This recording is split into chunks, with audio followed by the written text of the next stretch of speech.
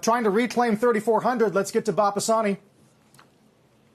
Yeah, and the issue, Carl, is very simple. Are the talks dead or are they not dead? We don't really know, but the market is acting like they're not dead, at least for the moment. And that's because you look at all of the leisure stocks, the travel stocks. If you look at the usual names, the airlines, you look at the cruise lines, you look at Live Nation, you look at the hotels like Marriott, they're all trading up about 2% or so this morning at the open. And if you look at the individual sectors in the S&P, the reopening sectors, the cyclical sectors, the banks, materials, industrials tend to be leading at the open. Tech also is up nicely, but lagging a little bit, at least at the open, some of the other cyclical sectors. And the more defensive sectors like staples or healthcare are lagging a little bit. So there would be some indication that the market feels that we're not necessarily dead on the stimulus. So what are traders talking about? There's three main topics that are out there. Number one is, of course, the stimulus. One trader called it the a la carte stimulus now. Is choose airlines from column A, choose stimulus checks from column B. Take your choice. Let's do it a la carte.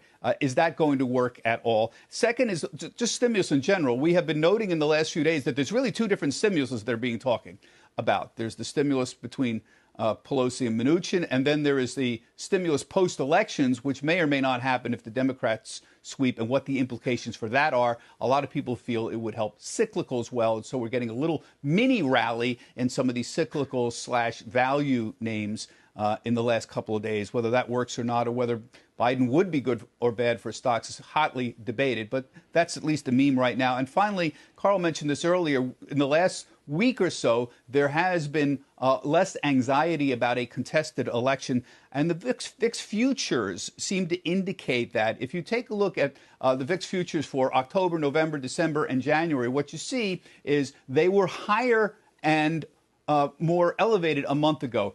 Now they are flatter and just slightly lower than they were a month ago. That would indicate some less anxiety about a contested election. It has coincided, this move down, with Biden moving up in the polls. And, of course, whether or not that would be good or bad for stocks long-term is a hotly contested question. What matters is the market seem to believe that some kind of finality is very important, in addition to whoever might win or lose. Finally, speaking of deals out there, Joe Mowgli at 11:15 with us. We did have the Schwab Ameritrade deal close yesterday. Joe is the chairman, of course, of Ameritrade, and he'll be talking to us about new deals coming out, his SPAC, and, of course, coronavirus and sports. He's still a big sports guy. He's got a lot to say about that at 11:15 Eastern Time, right here on CNBC. Shepard Smith here. Thanks for watching CNBC on YouTube.